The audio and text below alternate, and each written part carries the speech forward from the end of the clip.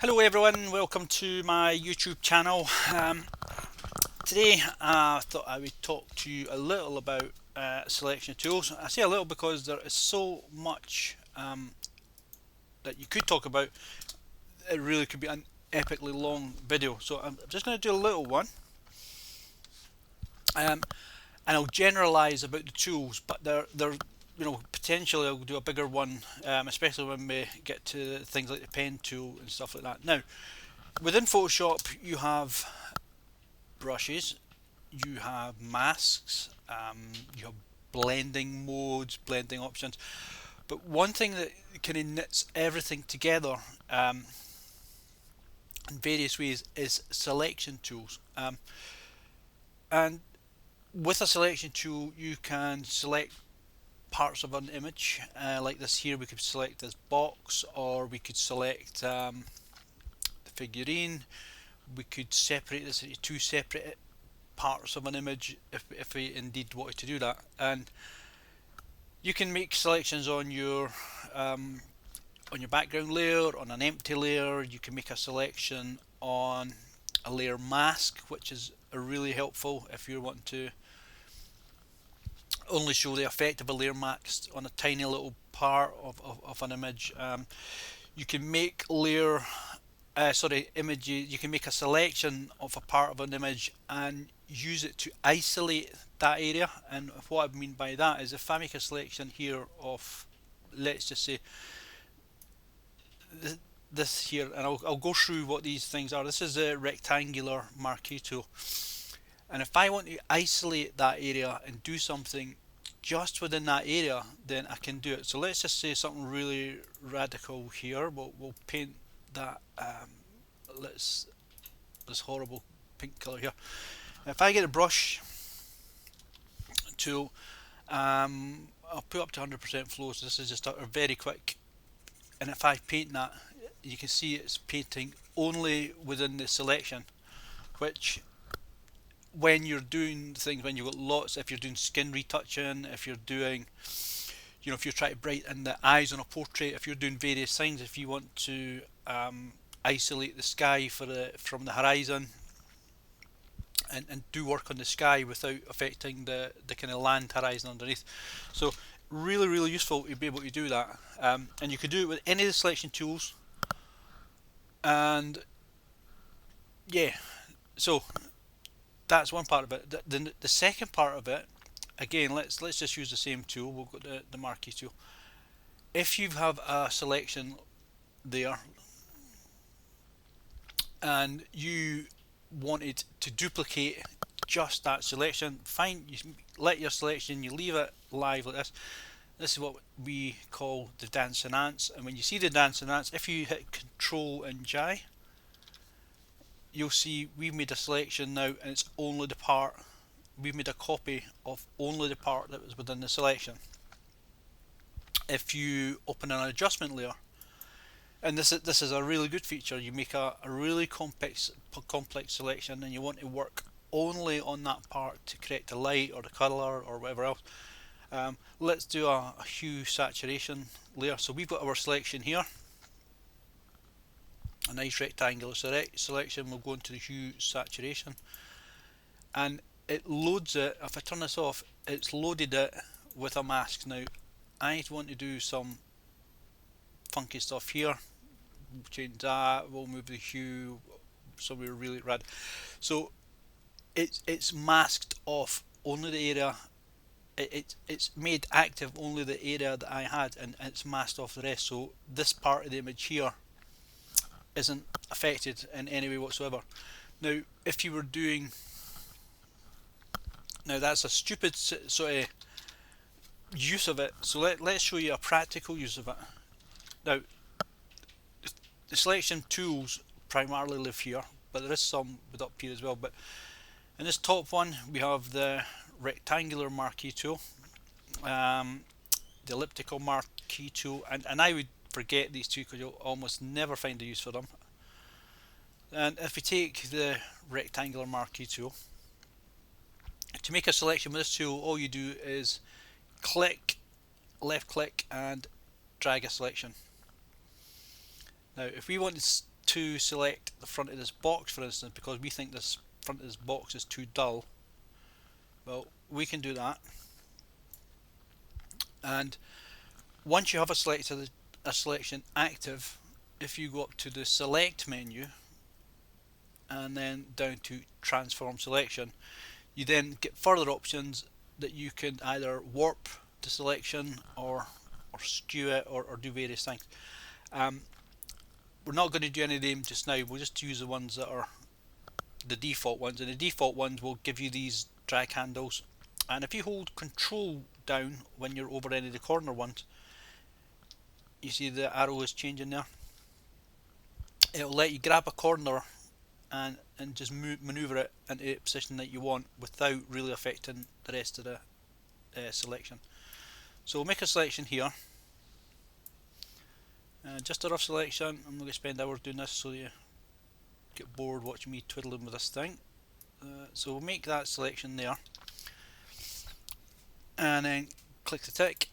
Now that's a selection just now. Now we think, well, actually there's a bit more to this box. I'm zooming in here, pressing Control and plus on the keyboard. Maybe we should select the rest of this stuff here. Now, to add to a selection, as long as you've got a selection tool highlighted or selected, to add to it, if you hold the Shift key down, if you look at the cursor, the Shift key being held down, you'll see a plus, and the Alt key down, you'll see a minus.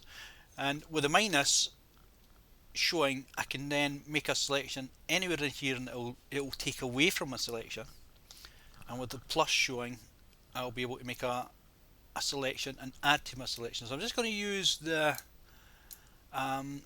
good old-fashioned lasso tool, and the lasso tool is different, that it's not picking a predefined shape.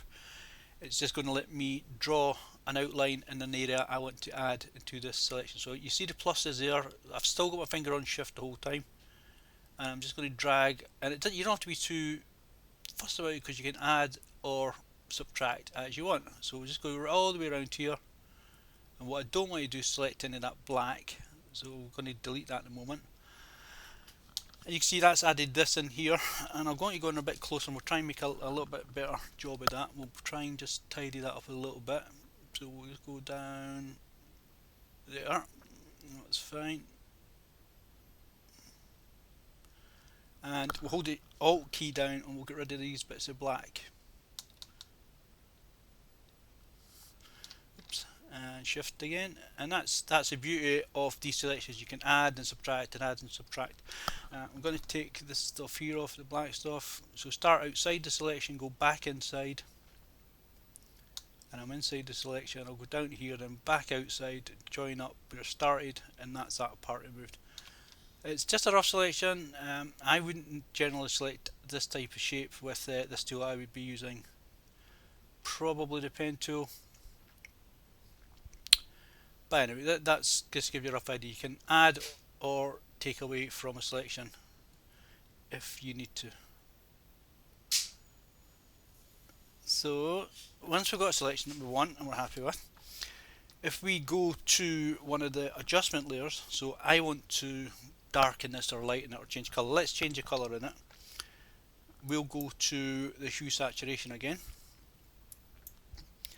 and you see it's now loaded this into an adjustment layer. The selection I had is now there in the adjustment layer, and any adjustments I make now within that layer is only going to affect the area I had selected. So we'll just change the colour of that to, let's go up near to the kind of pinks. There's a nice pink colour, and it kind of matches the pink in here, and we can make it a bit stronger or a bit weaker. We can take all the colour out altogether, but essentially, and we can go all the way up to red.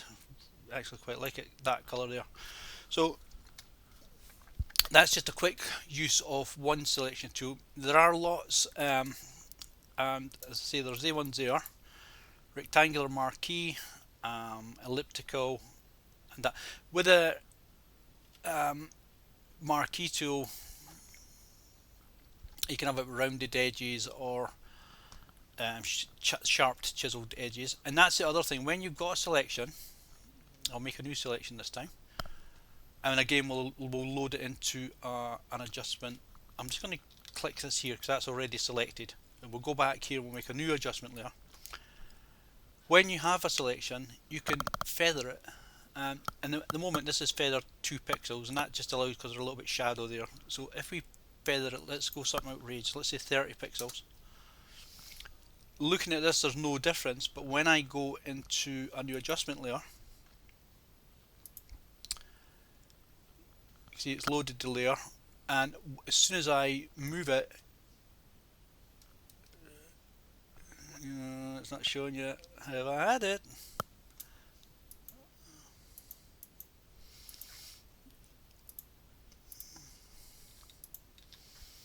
Let's feather this here. If we feather the selection, I'm feathering it here rather than there because it doesn't feather it very well there. You'll see instead of being a nice chiseled edge like this, it's now got a blurred edge on it, and it's spilling into the area outside that we didn't actually want selected. So we'll get rid of that. We'll make another selection just now, and let's take this tool here, so the lasso tool, and let's make this a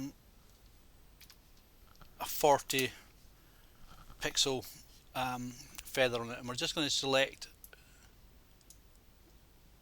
around here, and we'll control and J, we'll just duplicate what I've picked up there, and it looks like a nice selection, but when we turn everything off, I'm going to zoom right in here, you'll see the selection, it's very soft around the edges.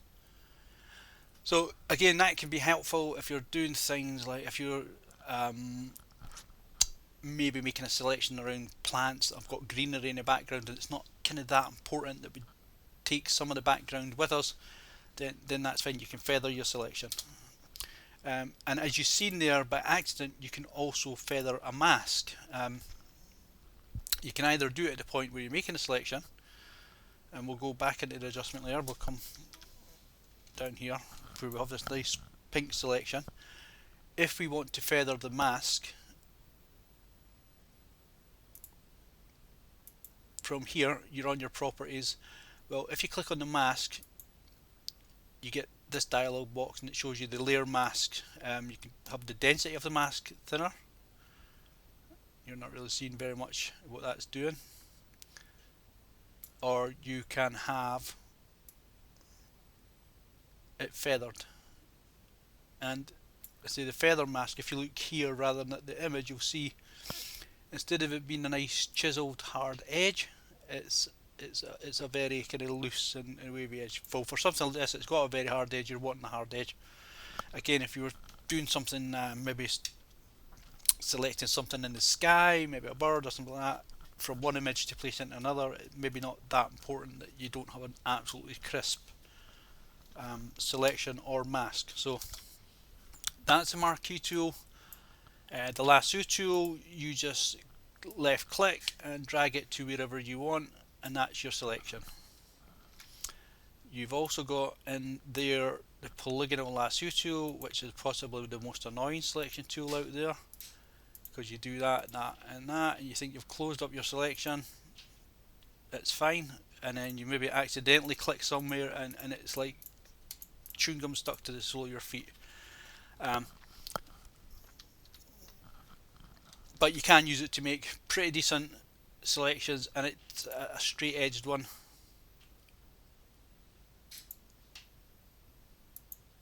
And you can do small or large. It's you know, it's again, it's another tool.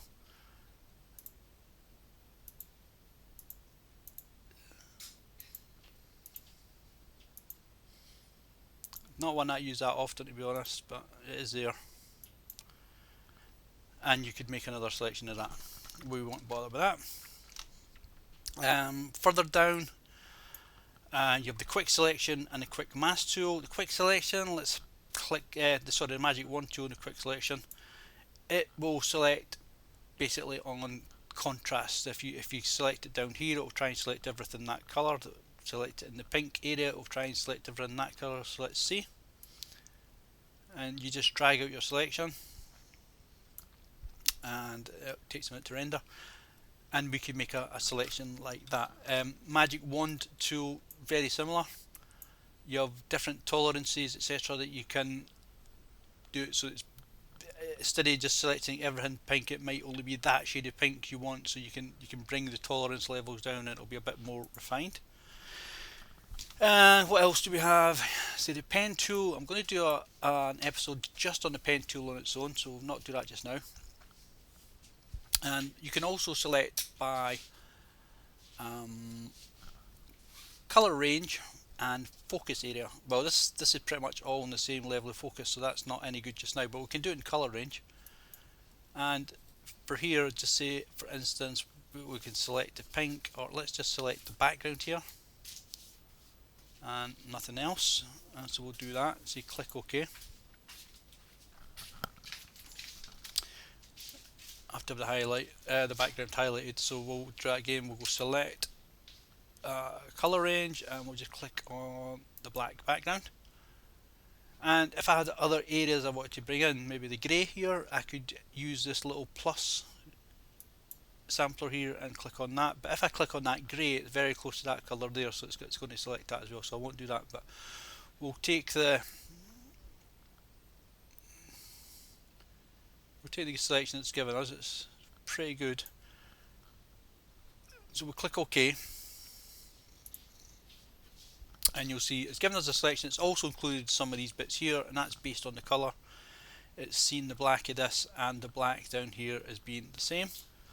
But we can use any selection tool, doesn't matter what one. I'll use the Marquee one again. You could use any one though. And when you've got the selection active, if you hold the shift key, just in the same way when you were making a selection, you can highlight to add, and I've just added. I might hold the Alt key, down, and I can take them away from a selection, anything that's inside this box now, and that same way. Still got a little bit too much of this area up here, but it doesn't matter. Essentially that's all I was wanting to do with that. And I'm going to invert this. To invert a selection, Control plus Shift plus I, and now I'm going to make a copy, Control and J, and let's see what it's given us. And you can see it's done not a bad job. There's a wee bit light spill down there, and you can see where it had this double line of selection here, it's made a little bit of a mess of it, but we can fix that up if need be. And you see down here where it was looking at this, it's also selected that area. So that's the selection tools. And one other tool used for the selection tools is in copying just a tiny part of a layer. Let's say all we want to do is copy the box.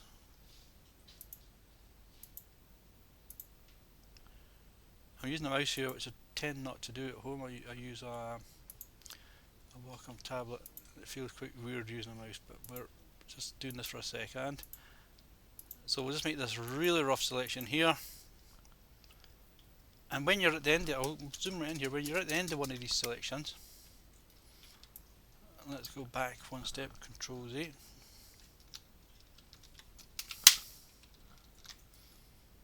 If you see the little icon that's appearing just there now, that's telling me you can close the selection, and I'll close it there. And again, we could use a further tool to refine it. That's another thing that we can do. I'll show you here, the Refine Edge tool. If we make a selection again around this box, I'll just select that much this time, we have this option here now, Refine Edge, and Refine Edge is a great tool. Now you see I've got this black here, I want to smooth Smart Radius, hopefully get rid of that black. You see it's came in a little bit. I'm telling it now to look for contrast. We'll subtract the edge a little bit, too much, just a little bit more, and decontaminate colours. Hopefully if there's any blue fringing around the edge we get rid of that. So we've now refined that as a selection, and we've loaded it into an earlier. So we had the options. We didn't have to load that. We could have done other things. But and the reason we've got that there is maybe I want to add some text onto that box. Maybe it's like a gift for someone, and I want to add a little bit of text on here for display purposes. But anyway, that's basically your selection tools. We will do what I'll do with the pen tool is we'll do a whole cutout of this figurine here, but we'll do that in another episode. So I hope that helps. That's an introduction to the selection tools.